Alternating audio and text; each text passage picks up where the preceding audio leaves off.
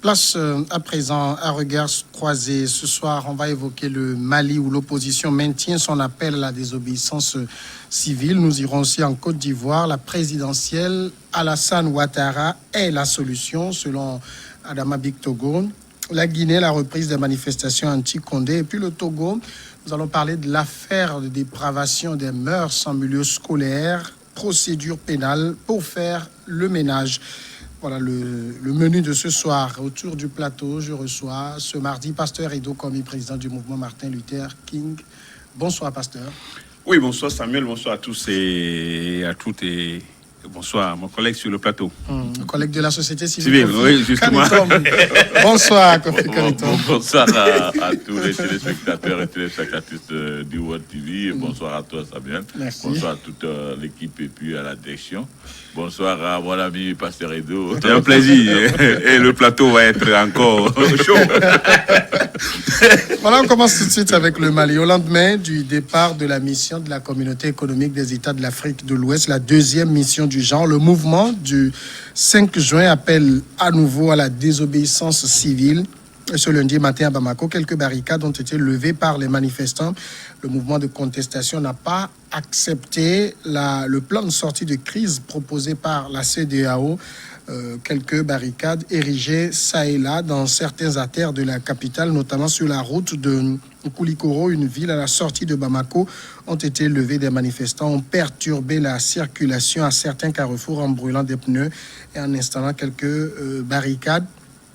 Appel à la désobéissance civile plutôt, disons-le, plutôt suivi au niveau du Mali. Il faut dire que le mouvement de contestation a le vent en poupe au niveau de la population.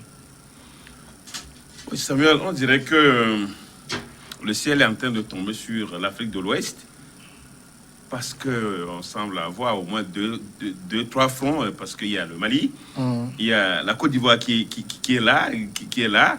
En gestation. Et puis en gestation, il y a la Guinée.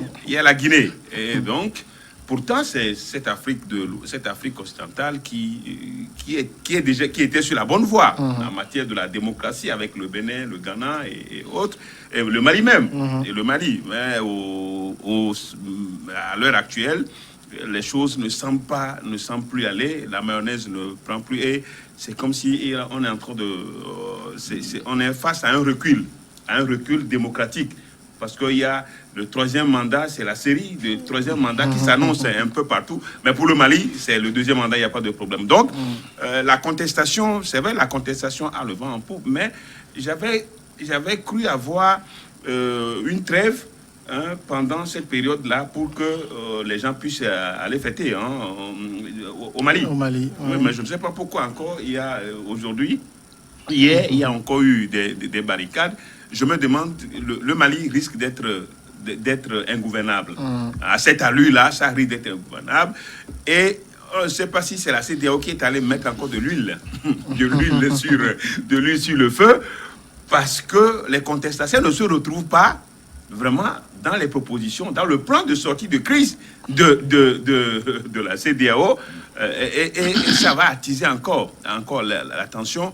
Et je me demande, le Mali va-t-il sortir de cette crise-là, puisque nous ne sommes pas sans le savoir que c'est au lendemain de ces élections législatives dont les résultats ont été truqués, mais pas truqués de manière à ce que ont été truqués et que ont été tous à l'avantage du parti au pouvoir, avec des repêchages qu'on n'a pas compris, des repêchages de nature à gonfler la liste des résultats du parti au pouvoir. Et aujourd'hui, on aurait aimé que la CEDEAO ait le courage de parler de la dissolution de cette Assemblée nationale, pour qu'on aille à de nouvelles élections législatives. Ça aurait au moins apaisé les contestations. Ça n'a pas été le cas. Donc, on a vu un plan de sortie avec des solutions boiteuses qui n'ont pas tenu et qui aujourd'hui sont en train d'attiser la colère de la rue. Mais ce que je salue, c'est la position de l'imam qui est très calme, qui est très diplomatique, qui joue le jeu, qui appelle au calme, Mais c'est lui le grand, c'est lui qui est la base. C'est lui qui est la base. C'est lui qui est l'initiateur, c'est lui qui est le leader de ce mouvement. Mais très diplomatique, mais au fur et à mesure, on voit quand même que le mouvement s'accentue. Et ça va être difficile. Bon, est-ce qu'il faut attendre la mission de grande envergure des 4 chefs d'État le jeudi prochain pour voir ce que ça va donner. Mais les choses risquent de s'empirer et le Mali est en train de basculer comme ça, vraiment vivement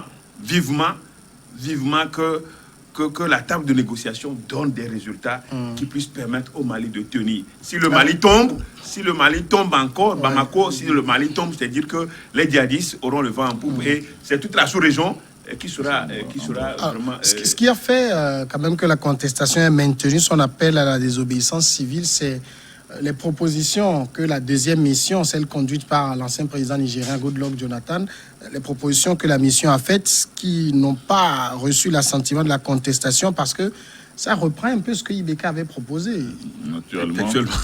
Naturellement, bon, au fait, ici, il faut se dire que déjà, les contestataires avaient une position tranchée sur certaines questions. Pour elle, il fallait un gouvernement de transition. Et il fallait d'abord la dissolution de l'Assemblée nationale parce qu'il y a eu des contestations. Il fallait également parce que ils ont trouvé qu'il y avait une complicité entre la Cour constitutionnelle. Donc il faut que la Cour constitutionnelle parte. Et maintenant, ça a aggravé par le fait que si la Cour constitutionnelle a agi ainsi, c'est parce que le président Ibeka lui-même avait cautionné cela. Et voilà, il faut qu'il parte. Maintenant, au cours de l'assise dirigée par Goodluck, il y a eu encore cette histoire de gouvernement d'union nationale avec 50% pour les majoritaires, ce qui veut dire qu'ils maintiennent ou ils acceptent en même temps les résultats sortis de cette législation, ce qui n'est pas du goût des contestataires, et ils donnent 30% à l'opposition et 20% à la société civile. Donc c'est nous ça. C'est nous, oui. On nous donne ça. On va prendre. En fait, si vraiment ça doit militer pour la paix sociale, il va falloir, parce que tu viens de dire quelque chose de très important, parce qu'il ne faut pas que le Mali aujourd'hui dégringole, parce que le Mali avait une bonne lancée dans la démocratique, et puis je ne sais pas, ce dernier coup d'État qui a même fait venir Ibeka avait tout endommagé et tout enlisé. Oui. Alors que réellement les gens se préparaient à une élection pour aller encore à une alternance pacifique. Voilà que les choses ont été là. Et ce qui fait peur maintenant, c'est que aujourd'hui que le M5 a lancé la contestation, il a été rapidement joint par la société civile et puis plusieurs leaders de partis d'opposition. Ça fait que maintenant, ils affirment que leur point de revendication, c'est le départ du chef de l'État, c'est la dissolution de l'Assemblée et c'est la fonte de choses. Et nous venons aussi d'apprendre que 4 déjà de la Cour constitutionnelle ont démissionné. C'est ça qui fait craindre au pire, parce que si eux, ils partent, ils se reprochent de quoi? Est-ce qu'ils veulent dire que les contestations de l'opposition, ou bien ils ont vu que l'opposition était sur la bonne voie de renverser tous les dispositifs de l'État, et alors là, il faut vite sortir pour pouvoir chercher à se ranger du côté du courant, parce que c'est ça, il faut se racheter rapidement, et puis bénéficier de certaines places. Bon, c'est là où c'est à craindre. Bon, je pense que les chefs de l'État de l'Afrique, comme ils prennent l'initiative d'aller rapidement au chevet. Ouais, le problème, c'est que la crise même du Mali est une crise d'abord sociopolitique, chose aggravée par une crise sécuritaire, et vient maintenant les contestations institutionnelles. Et c'est ça qui fait que aujourd'hui, quoi qu'on dise, beaucoup de reproches sont adressés au président, d'abord sur le plan sociopolitique, comme il n'arrive pas à rassembler tous les Maliens, et sur le plan sécuritaire, vous voyez, l'OTAN, après l'OTAN, là, il y a eu, au lieu de fermer, il y a eu plutôt ouverture et puis j'allais dire, confusion. Et cette confusion a ouvert la porte à plusieurs terroristes qui se sont installés. Et puis, il y a le problème de choses de guérilla interethnique, les Peuls contre les conflits communautaires. Les conflits communautaires, les Peuls contre les éleveurs et tout ça, et qui n'arrivent pas à maîtriser. Et on le taxe aujourd'hui d'incapable ou bien de manque de volonté politique sérieuse. Voilà pourquoi aujourd'hui les choses là ont du mal à se maintenir. Mais en tout cas, l'attitude du mouvement du 5 juin, c'est pas une attitude non plus qui favorise un véritable dialogue. Quand vous dites nous, c'est la démission d'IBK, c'est non négociable, ça ne favorise pas un dialogue, ça. Oui, je crois qu'on aurait pu éviter ça si la rencontre entre IBK et les leaders de M5 la dernière fois, si cette rencontre-là, au cours de cette rencontre, IBK avait affiché une certaine volonté de régler la crise et dissoudre l'Assemblée nationale, mettre en place un gouvernement de transition et puis organiser les choses de manière à ce que je crois à l'époque là ils avaient déjà abandonné et ils avaient abandonné ce cliché de comment on l'appelle, démission du président. Donc c'est la question du gouvernement de transition aussi qui fâche, parce que quand vous mettez un gouvernement de transition en place, vous montrez la sortie à IBK, ça. Oui, c'est que les institutions ne fonctionnent pas. Donc il faut mettre quelque chose, quand on parle de constituante, tout ça là. Donc je crois que c'est juste, c'est un virage. C'est dit qu'on quitte le point A pour le point B, et donc IBK n'aura plus sa place. Donc c'est un peu tout ça. Mais Samuel, il a parlé de crise sociale. Vous savez, la vie que mène le fils du président IBK, ça aussi fâche. Parce que les gens sont en train de souffrir, lui il est en train d'exhiber une vie parasitaire quelque part, alors que les gens souffrent et qu'on a senti qu'il est plus puissant. Et c'est lui qui concocte avec les institutions pour nommer les députés. Finalement, c'est les députés ont été nommés, puisque en principe, on aurait pu reprendre les élections. Donc, je crois que tout ça, ça fâche les Maliens. Et j'avoue quand même que la situation aujourd'hui, elle est très délicate. Et avec la mission, ça c'est la deuxième mission de la CEDEAO qui a échoué. Maintenant, une autre mission va venir. Mais qu'est-ce qu'elle va apporter? Donc je crois quand même que quand il arrive un moment où on sent qu'il y a une révolte populaire et que quand c'est les populations, dans sa grande majorité, qui réclament quelque chose, je crois quand même qu'il va falloir quand même être du côté de ce peuple-là, mais pour ne pas abandonner quand même le chef d'État, mais faire de telle sorte quand même que la situation puisse se régulariser. Aujourd'hui, c'est vraiment très compliqué. C'est vraiment très compliqué pour IBK. Il est dans un mauvais drap avec des démissions en cascade. Donc, c'est comme si les gens voient le malheur.